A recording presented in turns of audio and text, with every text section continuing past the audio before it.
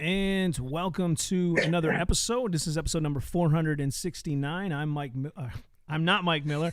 I'm Ricky Gantz with Mike Miller, and together we are G220 Radio.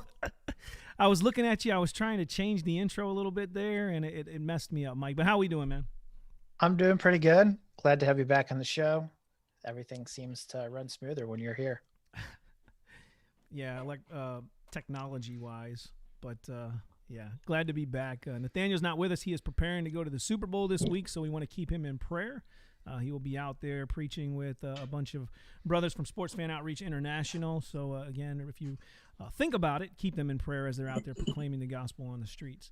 Tonight, as I said, this is episode number 469. We're going to be talking, the title is Life in a Fishbowl. We're balancing ministry and family, and I have two friends and pastors on the program with us tonight. We have Stephen Stanley. He is the pastor at Redeeming Grace Church in Morehead, Kentucky. And then we have Jason Hilliard, who is the pastor at Faith Baptist Church in Duncanville, Texas, and he is an adjunct professor at Dallas Baptist University. And so I'm thankful to have them both with us here tonight. Stephen, thank you for coming on the program. Thank you for having me. And Pastor Jason, glad to have you as well. Thanks for coming on. Always a pleasure, man. All right, so this topic is kind of one that, I kind of been thinking about. I've just give you a little background of what kind of was running through my head when I was thinking about this. I have some friends who are pastors, and I have other people who do ministry, and they have children, right? And I started to think about, what about the pressures that some of the children may have being a pastor's kid? And then as somebody who goes out on the street sometimes, when you're engaging with people you come across, and Stephen, you've probably engaged with many of these yourself, maybe yourself even, Pastor Jason, where you're talking to someone who they'll say, oh yeah, I know all these things, I'm a pastor's kid, but really when you're talking to him, you're like, this kid really doesn't get the gospel, he doesn't really understand it. So as I'm trying to think about some of those things and then balancing that with family life, because I know that ministry is it's a tough thing to do. It is only by the grace of God that he gives us the ability to do that. He puts people into those positions to pastor, to shepherd, the under shepherd, to be the under shepherd of the churches that he entrusts to them. But it's a very busy schedule. You meet with people, you counsel, you have so many duties going on. And how do we balance that with our family life? Because sometimes you can, I've even been guilty of it in the past where I've been doing ministry, and I'm like, okay, I've kind of neglected, my family or time with them, and so how can we go about balancing that? So that's kind of where my mind was going in thinking about this topic here tonight, and really looking forward to hearing from both of you guys and then just talking about this situation. Mike, anything that goes through your mind as you're talking or thinking about this as well? Yeah, just my own thought as a lay person, how, I think of a pastor and like their kids, and even teaching the pastor's kids like I do now. And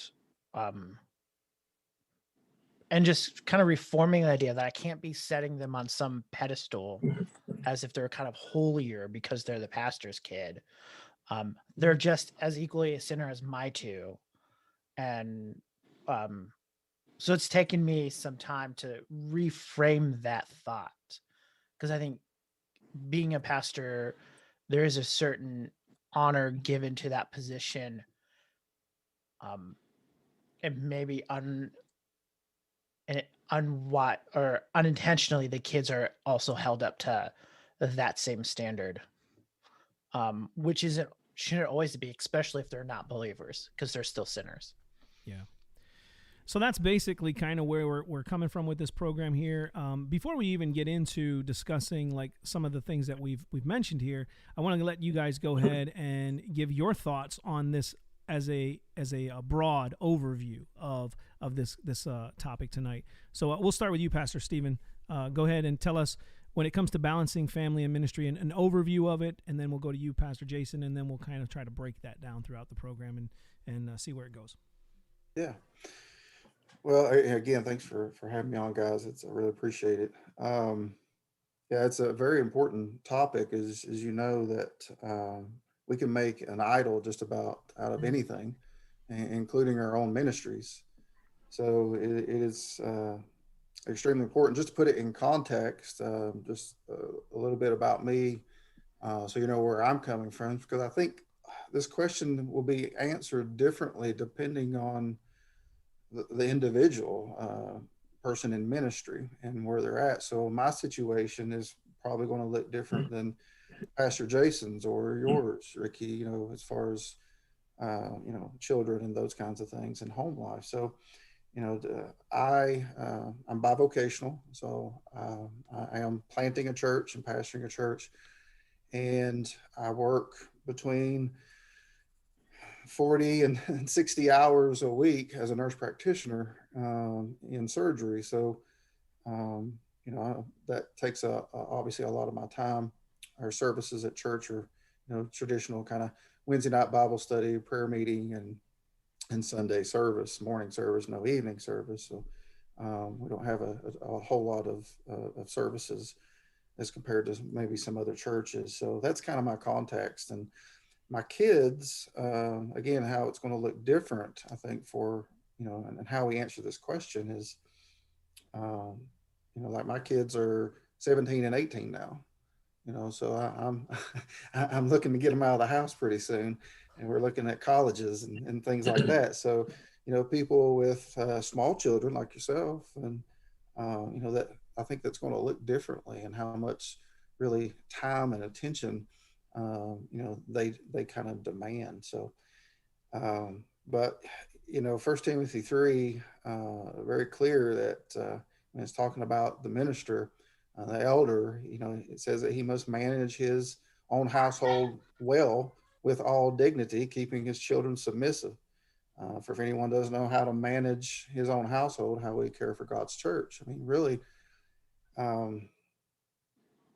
you know, our wives and our children are a big part of why we're qualified to be an elder. So, you know, we have to certainly find that balance. But I don't know, maybe the first kind of question to kind of put out there, and I think I'm probably on as an example of what not to do, and probably Pastor Jason is going to give us the better example, just because I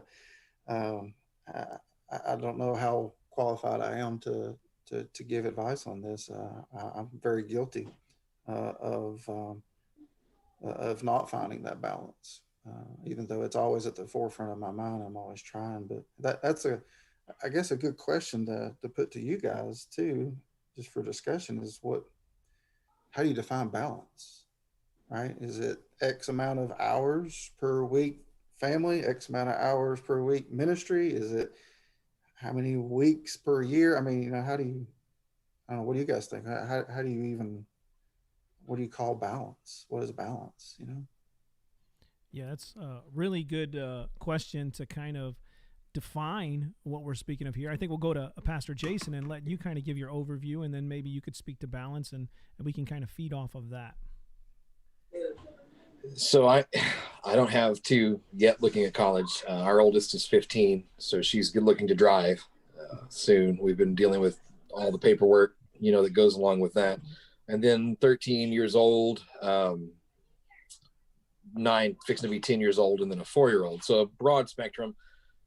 I would say I don't have it down perfect, but for my situation, I know that in past ministry assignments elsewhere, when I did youth work, even my first pastorate, which was not here where I'm at now, I did not do a good job of balancing well with my family. There were times my wife had to kind of, you know, set me down and go, listen, you do have these obligations to, you know, the students or to the members of the church. And I know that, but you need to not forget your first ministry is here as well. And so it just took some time to get that down. I think I'm better about it now than I used to be. Some of that I think is maturity, hopefully in me, but then a lot of it comes down to, I'm very fortunate that the church we're in, you know, they've watched all my kids grow up. They've changed a lot of diapers of my kids. So they see them as the pastor's kids, but less and less as the pastor's kids and more as individuals.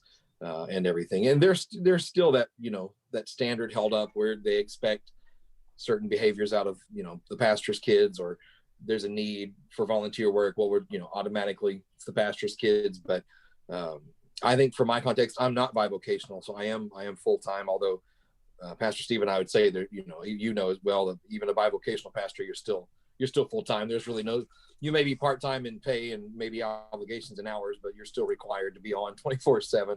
And I respect that immensely for you guys to do that.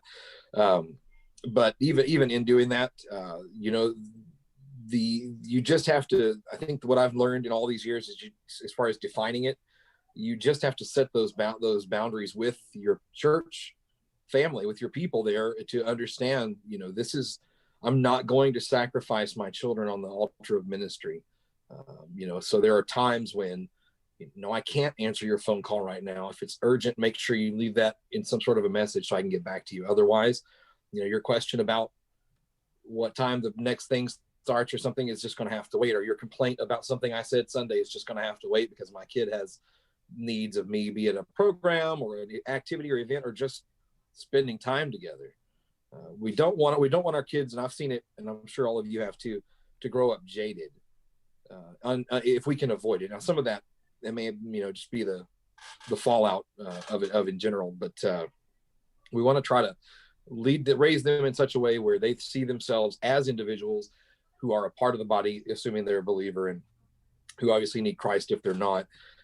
But to do so in such a way where they feel like if they are believers, they have an identity inside the body that's not just defined by my pastoral calling. Amen. Yeah.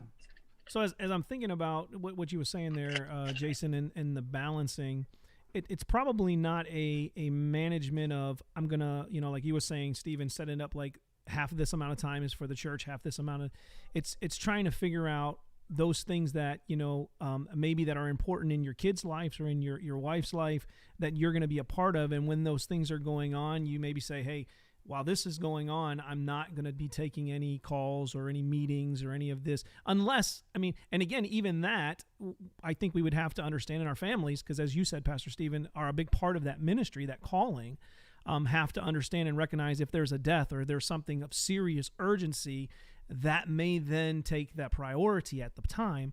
But if it's not, if something like you said, Pastor Jason, where they're just calling to figure out what time some event's going on at the church, that's in another day or something that can wait, and you have a priority where you're going to do something with your child, something with your family, then that's how you would kind of balance it. So not so much this much time is dedicated, but just what are those priorities of the things that you're trying to look at in your family's life and then in the church? Yeah. Yeah, you have to be able to triage. Yeah. Yeah, I was listening. Yeah, I think that's dead on. And I think one of the things that has helped with like my older two children is if it's a hospital visit that's just your normal, someone had surgery, post-op sort of visit, or a nursing home visit, pre-COVID, of course, I try to take them with me if they want to go. I don't force them to go. A lot of times my oldest, my daughter, she wants to go. She knows those people really well. And that helps as well for them to not feel like this is dad's job and now they're taking him away from me, but it's more, this is something we can do as a family and minister together in certain aspects. And it makes it feel a little less divided. Yeah. Mike, you was going to say something there, right? Yeah, I was listening. A question was kind of posed to this at in a special event at the Gospel Coalition I attended in relation to Southern Seminary, and Kevin DeYoung was answering this question, and how he kind of thought through this, and to do it is sometimes you have to take time from one place and putting in another place. The problem is if you don't take that time and replace it back. So maybe a week where it requires more ministry and less family time, a pastor needs to, or an elder needs to find a way to also take time away from ministry and invest it back into his family. And so then you have these kind of sliding or even economic way where debts and credits and to work at it and to allow each week to be its own, but always prioritizing okay, last week was really ministry heavy. This week, I'm going to back off a little bit, spend more time with the kids, or the past couple of weeks are, and try to, I mean, not just pastors. I mean, everyone probably can use that advice with it. And so that's always been something I've thought about. Even like with school and some of those times when I was there, about this give and take with it. I think, and that's allows not like that strict, oh, I've hit my 40 hours of ministry, I'm done, for the week. I think it allows that a pastor to do his job. And I think, and maybe even on a lay part is, especially in like churches where you have a plurality of elders, I don't always have to go to the preaching pastor for help. He has elders to help him with this work. And to be more conscious, is this something that my pastor do, or do I just need to reach out to an elder to try to get something going? Knowing, or even a church where they have like rotating elders on calls for those type of ideas. And I think, as a lay person, to think through those things to help my pastor to not take unnecessary time away from their kids for whatever reason, or from their family. Yeah. And I think that's really, really good there, Mike, for us as people who are sitting in the church under the leadership of these pastors that are over us, or other elders that are over us, to really think about those things and recognize that while the pastor is our head and spiritually trying to feed us and help us to grow, they also have that family that they don't want to neglect, and we can be a part in blessing them by doing some of those things you just suggested there, maybe going to another elder in the church or something, or maybe another leader in the church, a Sunday school teacher, somebody who maybe we can get the same kind of answers from without having to go to the pastor for every little thing, and really just be able to bless them in that way, to understand and realize that they do have a family and a life as well outside of the church, even though it's all kind of blends together, obviously, because the people that you're shepherding kind of become your family as well. But, as Pastor Jason was said, you don't want to see their children become jaded or start to despise the church because they feel like it's pulling away their father. Yeah, I don't think a biblical view of eldership and deacons, for that matter, cannot be overstated. If you are a lone wolf, if you will, pastor, like a lot of traditional Southern Baptist churches are, which is the church I'm planning is, but we have a plurality of elders. But I came out of a church that I was the sole pastor, and it wears on you really fast when you're the only go-to guy to a very needy congregation, and especially if you're bivocational and you're working as well. So yeah, definitely that's a super important point that Mike brought up there about eldership and having other elders to be able to go to, and also deacons so important. I rely on my deacons to be my eyes and ears.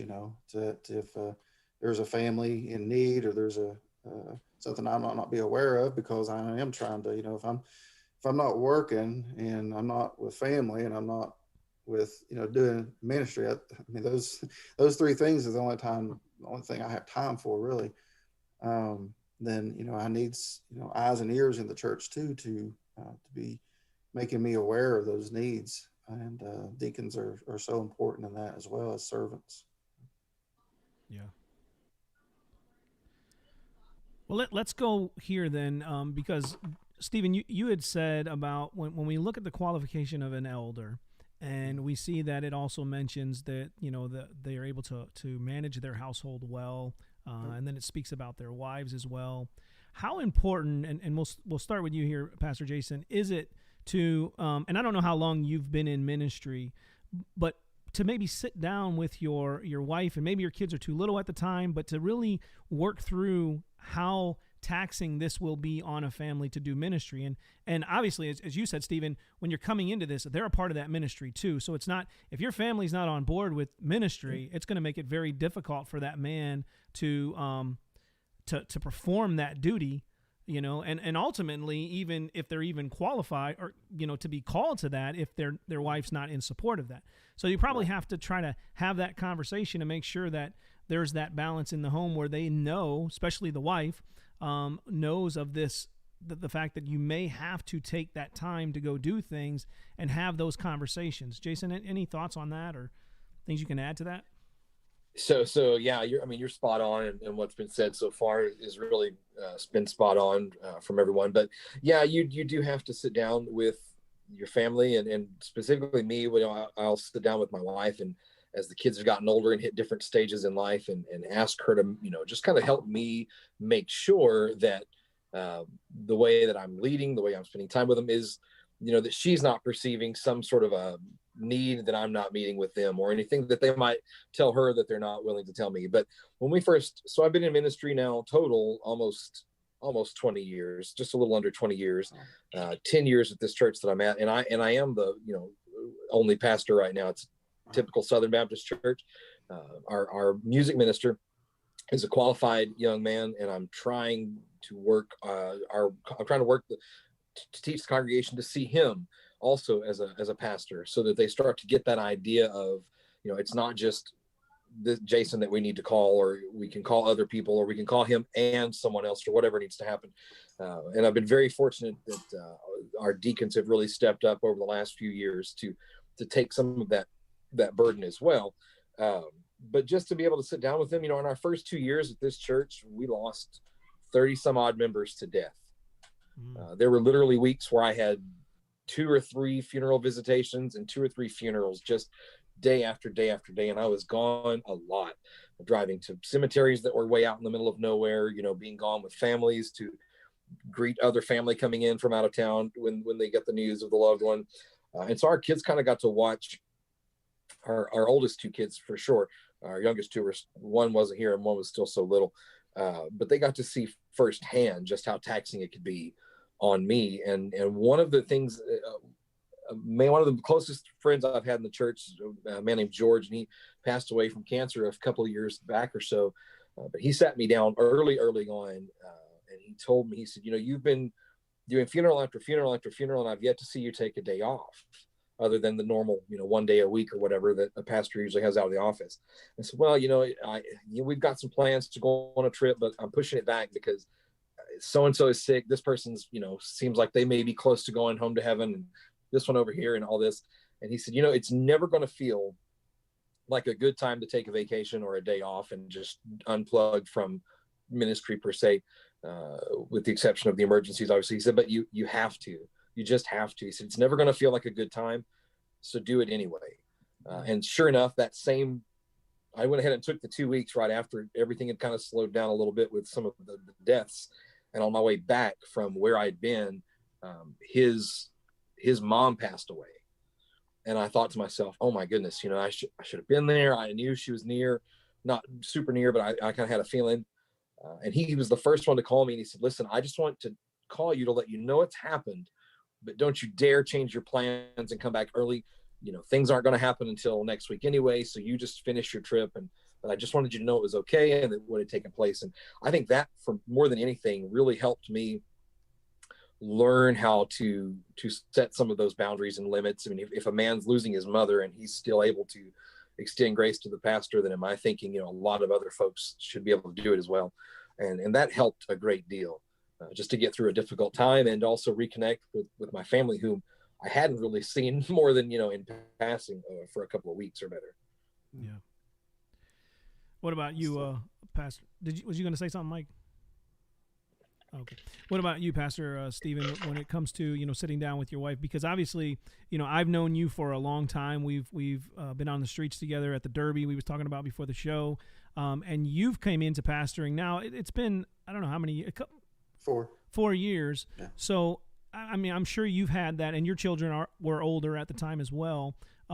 So I'm sure you had that sit-down conversation, but what would you say to those who are thinking of getting in ministry, of kind of discussing that before you get into this, because it, as we've talked about, it can be very taxing on an individual. Absolutely. Yeah. It's really not to be entered into until, you have spent, and of course there's no defined amount of time, but, until I guess you kind of feel led by the Spirit and that it's time after a great season of prayer with your spouse. That has to take place beforehand, along with just a lot of discussion, and we had that when I was being called to the first church that I pastored, and that was a important discussion, is how what she's asking me is how are you going to manage working, and the kids are all involved in sports and different things, and how are you going to manage that and take care of this church, and so we had to spend a lot of time in discussion and prayer, and as Pastor Jason said earlier, I think a huge point there is setting boundaries, which I had to do from the get-go with the church. And it's like you're calling me as your pastor. You're not calling Cassie, my wife, or my children. So we've got to kind of make sure that those kind of boundaries are understood, even though she knew that she was going to be, as the title of this show, in the fishbowl, quite a bit and under the microscope, which fine with, but she works full time as well, and obviously takes a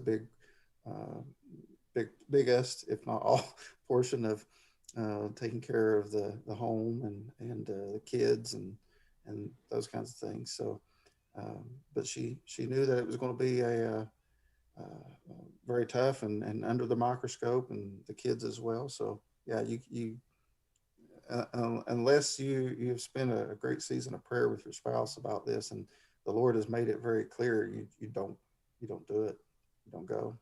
Yeah. And what about in the instance, because I want to get into, when we do talk about children and some of the pressure that they may be placed upon them, I think a lot of times unintentionally, but we'll kind of get to that.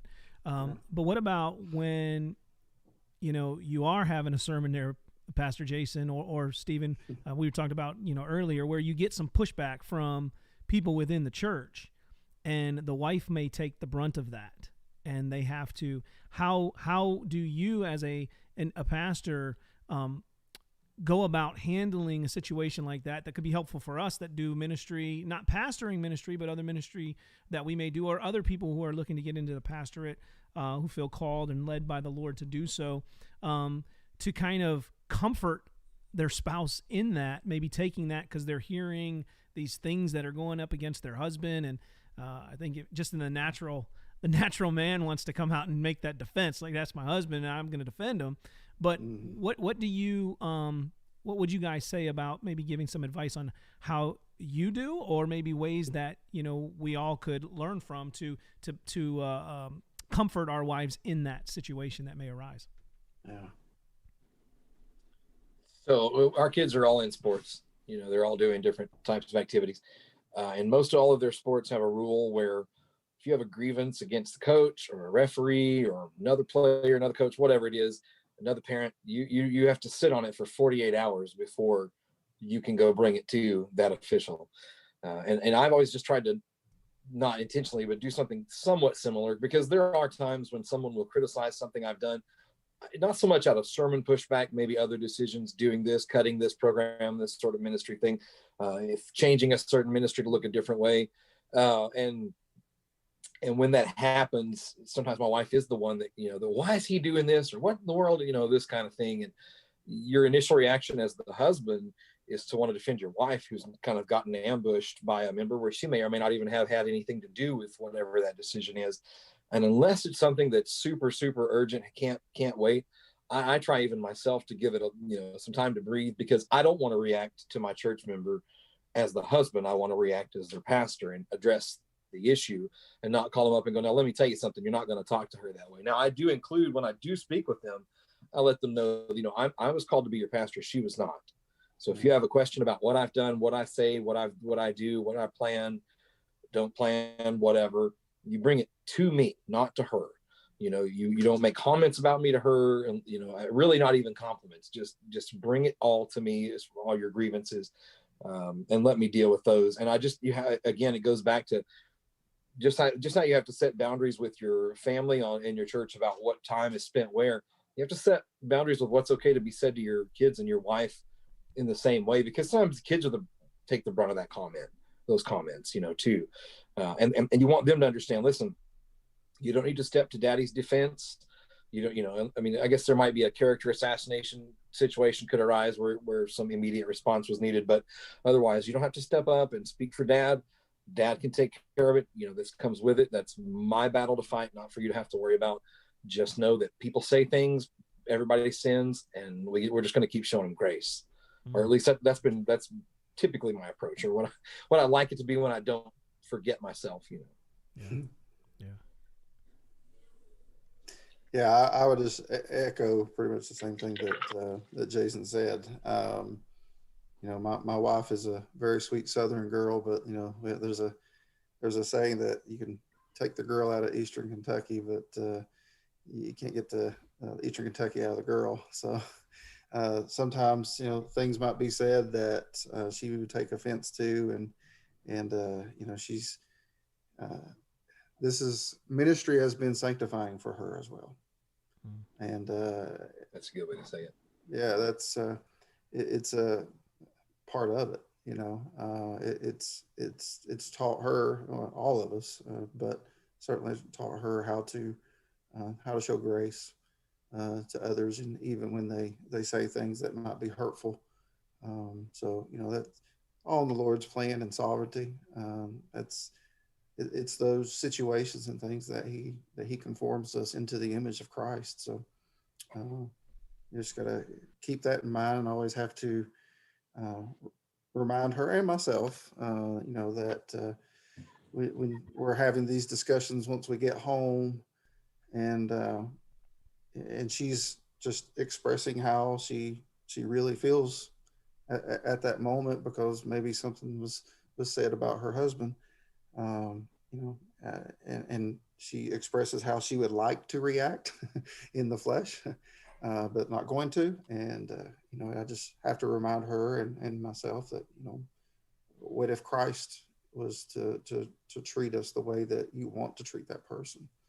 You know, so again, it's just a reminder of grace, and that we have to show to people. And like Jason said, you know, people are sinners, and we all are, and we're all in need of more grace every day. Yeah, absolutely. And I think that if you're listening to this program and you're not a pastor, but you're in a biblically sound church, and you have elders, pastors over you who are shepherding you, I think it's very important that we think about these things as well and consider these things. You know, we may not like a decision that a pastor or another elder makes, or that they put together for the church, but it's better for us to kind of sit down and have those conversations with them, instead of going out and responding in the flesh to something, right? And we've all been guilty of it, I'm sure. But, you know, to consider these things so that we can be a blessing to our pastors and to the elders within that church. Mike, is there anything you would want to add to that too? Yeah, I know. Just thinking in my own church, which thankfully is peaceful. We don't have a lot of fighting. Our business meetings go smoothly, and it is a great blessing, you know, with that. But I do think, you know, understanding controls, even with like the pastor's wife. So my pastor has 4 boys, and we have a rule that at 3 years old, the kid's no longer to be a nursery and has to sit in the service. Well, on Sunday morning, she's functionally a single mother with 3 boys under the age of 10, or, you know, and now a 4th one coming out of the nursery. I think, and just thinking about those, you know, about just how hard Sunday mornings are for the pastor's wife also. And to give grace. And we, as a church, I didn't hear any balking. Her kid was allowed to stay in a little bit longer to help train. There's times where the pastor's kids have been called out on the pulpit because their mom was serving in nursery, which we all have to do being a smaller church, and they were being bad. And just to, he's a father too, trying to, more publicly, but his kids don't always behave well. And I think, again, it's extending that grace. It's hard enough to prep a sermon. You spend your all week, and then with other things going on, and the pastor's wife is taking care of the kids and trying to make sure they're not being distracted. Where my wife and I, we have two, we can kind of tag team. She's all alone. And just having that grace, like there is a sense in which he's working and she's trying to hold down kind of the fort at that time for the hour and a half, whatever the service is for that time. And I think just thinking about that myself, I need the grace. I need strength to get through my work day when my kids are bugging me all day, kind of in this pandemic, and they need the same thing. And not to be the one who's like, why is the pastor kid's always the one yelling in the middle of the service? There's that offering that grace, because, if the mother is not there, he's at the pulpit, he's preaching, and, to come around and help. And I think that's where I think a lot of times the churches is we hold the pastor to these great expectations, somewhat not realizing that we wouldn't want our kids at home when we're working, if we're working home or in the office with us in that way. And yet they have to, as a family, as they gather together to hear the word preached. And I think, just understanding some of these things that we want to do, but kind of by nature and as a pastor, they have to deal with, and just extending some of that grace. Yeah. That we would want in those times. Yeah.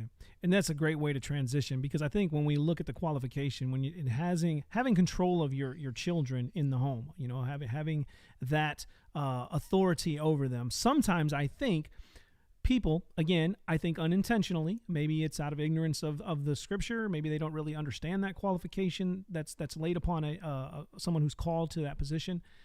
But some may think that it means that the children must be believers and they must just be good, children. But the reality is, it's managing your household and being able to rule your household, control your household. It's not always that your children are believers. And so that is something that the parents and the pastor who has their children is trying to teach them and to train them up in the things of the Lord.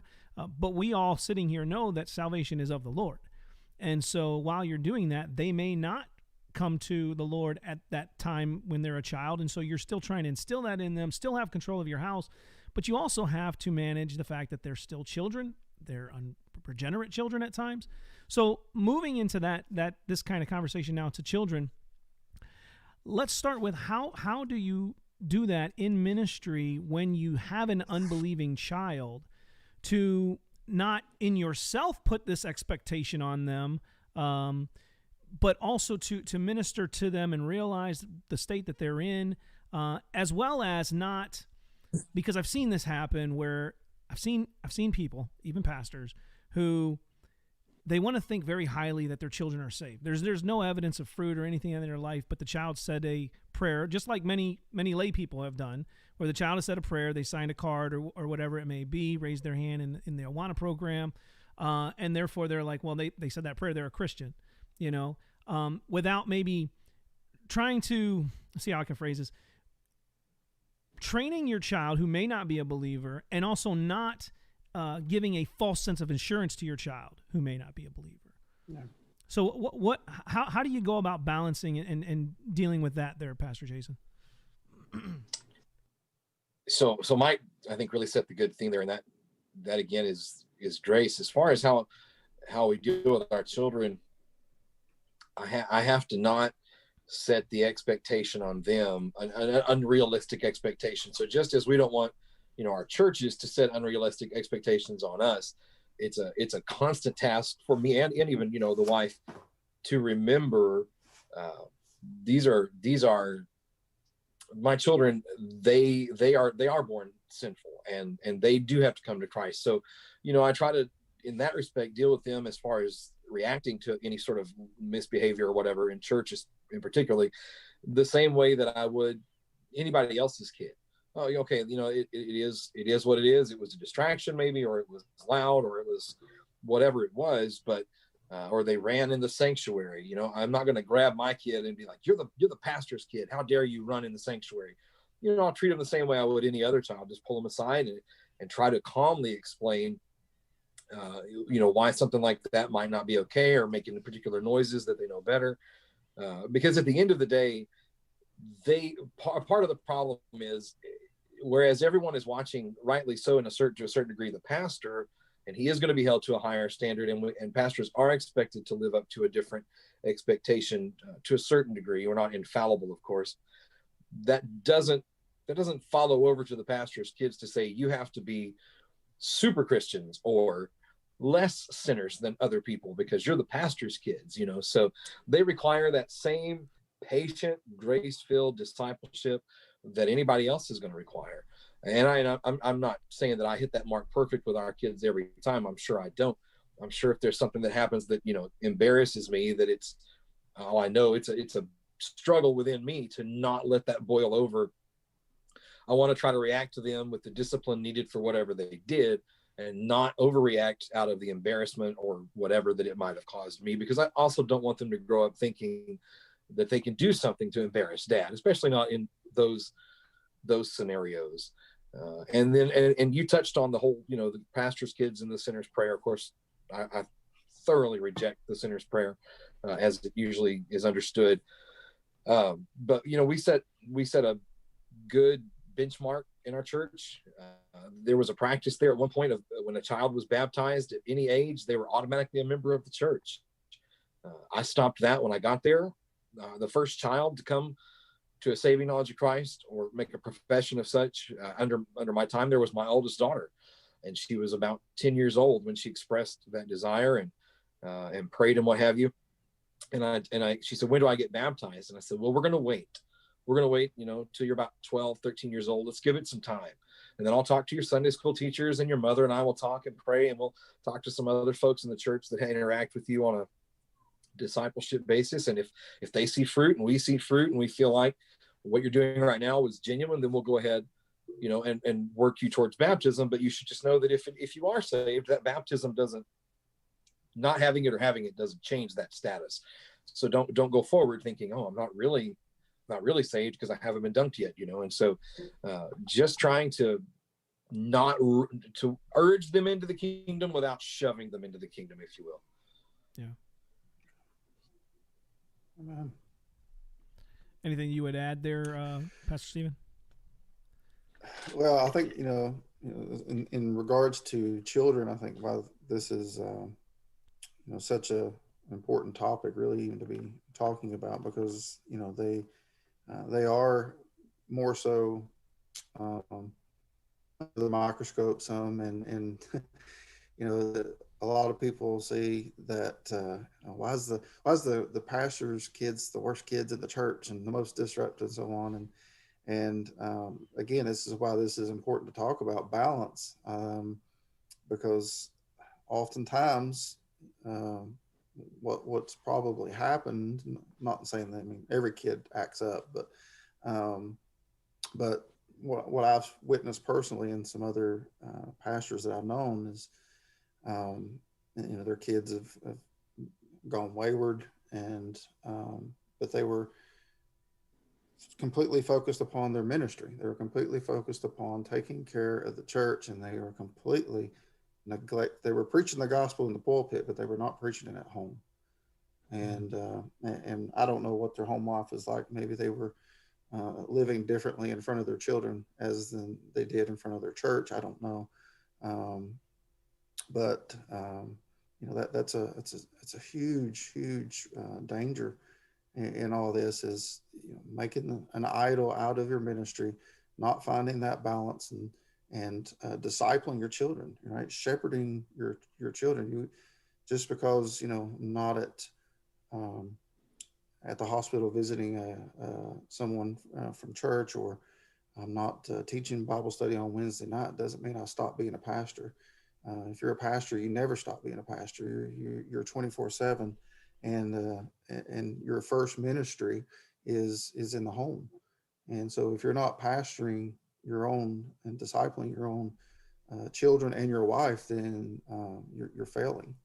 And you need to step back, repent, and refocus on your family, because they are your first ministry. I know you've probably heard in our street preaching circles, have drilled into our heads early on that you can make an idol out of your street ministry, right? You can neglect your family for your street ministry. So we can make an idol out of anything, including good things like street ministries and pastoring a church. But we just have to be very careful. It's not to the neglect of our children and our wives, because they come first. And I've told my church that from the very beginning, is my wife and my sons are my first ministry. They come first before the church does. And so that's super important, that you can't just preach the gospel in the pulpit. You have to preach it at home. Right? Yeah. Amen. Yeah. I know a couple things there that came to mind when you was talking earlier, Jason, about, being embarrassed of, something your children have done. I mean, my wife and I, we had put our child in a Christian school, because it was hard for her. She was trying to do homeschooling, trying to balance that and work and do these things in the home. And so we had put him into a Christian school, because he was young at that point, and we thought it would be better for him to be there and they could put a little more attention. And she, my wife was still trying to figure out the homeschooling stuff. And this school was not, they did preach the gospel, but there was some liberal kind of things going on in this Christian school. And some people in this school, they did not really care much for the ministry that we do, because they've seen us out in the festivals preaching the gospel, and they thought that the way we do evangelism was not the way to do it. And so they already have this caricature of, the street preacher guy. But it was our kid we was getting the calls for him acting up in school all the time, and so it was like, there's that, like you said, trying not to get embarrassed of those things, but then trying to balance that. And then also, with my wife and I, we have a blended family. So when we came together, she had already had 5 kids, and I had 1, and then we had 1 together. But 2 of those children, they would come out with me on the streets. And I didn't believe them to be saved, but they wanted to go with me on the streets. And I found out later that they told me that the reason they were doing that was because they was trying for me to like them, or to, have just to be proud of them in that sense. And I had to sit them down and say, look, I love you regardless of whether you want to come out with me on the street. I love it if you want to come with me, but I don't want that expectation that you think you have to do these things for me to love you more, or for me to, care about you more. And so for me, that's been a whole trying to really think through those things and say, okay, how am I balancing this, trying to do ministry as well as the family, and doing it well to where I'm not neglecting them and not putting this thoughts into their head where they hate Christianity and they hate ministry because, they think they have to live up to these certain expectations. Not that we don't have rules and standards in the home, but I mean, just trying to balance those things. And that's some of the things that kind of came to my mind. Any thoughts that want to go with that, Mike, or anything you guys want to jump in? Yeah, I think when we look at that passage in 1 Timothy and also in Titus 1, and to consider that managing his household well doesn't mean he has perfect kids. it's a sign of that he has control over them.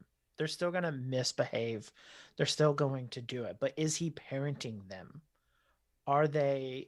Is he managing him and trying to stop that stubborn one who keeps wanting to throw tantrums in the middle of the sermon because he doesn't like what his mom has said to him? Like, is he working on them? I think we need to, as you know, both Stephen and Jason has said, you know, to look at that and to think through it. This passage isn't perfect children. This No is such thing. yeah. This is a pastor who is faithfully trying to manage his kids, to bring them, teach them just as I teach them, and to do it and to think through that. And I mean, we jokingly at church will talk about, oh, look, the pastor kids do it. Even the pastor's wife will go, oh, there's the pastor kids again. And like, we kind of joke about that. Sure. You know, I don't know if others have put the pastor's kids at the pedestal, but we do kind of joke about how the pastor kid's messing up, usually along with my kids, so I can't blame them too much.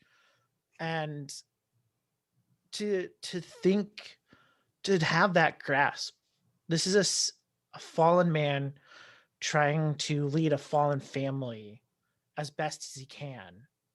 And we look at the act of leading. Is he being intentional, trying to disciple his kids?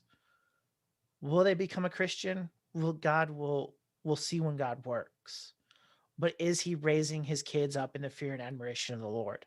Right. Is this the same person that we see in the pulpit? And to think through it, and, you know, being around, you know, the pastor and seeing how he interacts. I teach 2 of my pastor kids right now. I've taught the oldest one for a while, and, you know, to understand, like, to at the same time to drill into them, like, just because you're the pastor's kid doesn't make you a Christian. You need to do this. And all of it. And as a group, they're not, just because they're the pastor's kid, I treat them differently. I don't, or try not to. And to be open, I think that's when we understand kind of the text and the point of the text. I think it helps us to better understand, because at the same point, I don't want to be embarrassed also by my kids, whether I'm in ministry or not. And, you know, walking through JCPenney's, I don't want my kid throwing a tantrum in the middle of the men's department. And so, you know, holding that expectation too. Am I doing what I need to do to manage my family? Because that's what the Bible tells me to do as a father, and also including mothers. And so I think, you know, we having the same standards for ourselves as our pastor. Yeah. A fallen man, yes, it's kind of more important because it's a qualification for his position. But in the end of the day, he's just a sinner saved by grace, just as I am, doing the best he can, with the call on God to lead his people. And I think that's when, again, it's reframing my mind as a lay person to honor and respect my pastor because I'm called to, but to also understand he is a father, he's a husband, and he needs that same grace that I need as a father and a husband. Amen. Yeah. All right. Well, we are getting ready to close down the program. So first I'm going to go ahead and tell you about next week's show, and then I'm going to come back and let these pastors close us out here with any final thoughts that they may have. I want you to know next week, tune in, G220 Radio, 9 p.m. Eastern Standard Time right here on our YouTube channel. We're going to have Daniel Knapp on the program. He is the author of A Berean's Response to the Social Justice Gospel. It's a book that he has written. It's out. I've been reading it, and we will have him on to discuss it next week here on G220 Radio, so you're going to want to tune in for that. Hope you've been enjoying this program here tonight. We would love to hear your feedback at G220radio@gmail.com. Again, that's G220radio@gmail.com. Now we're going to close out this program. I think there's a lot here. I've been encouraged by it and edified by this, and I hope this is edifying and encouraging to you as well, to consider these things, to think about these things, and I think really to just be gracious, whether you're the layperson in the pew or you're the one that's called into the ministry, to display grace. And that's kind of one of the big things that I'm taking from this program here tonight. So, Pastor Stephen, we'll start with you. Go ahead. Any final thoughts, and then we'll close it out with Pastor Jason.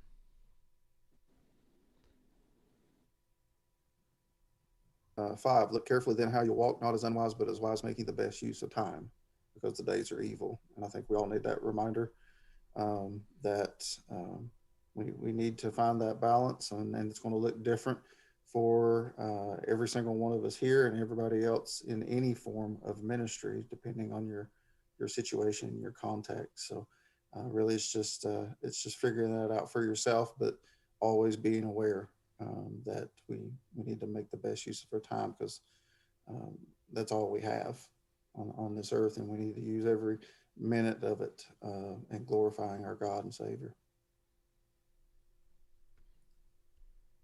Pastor Jason?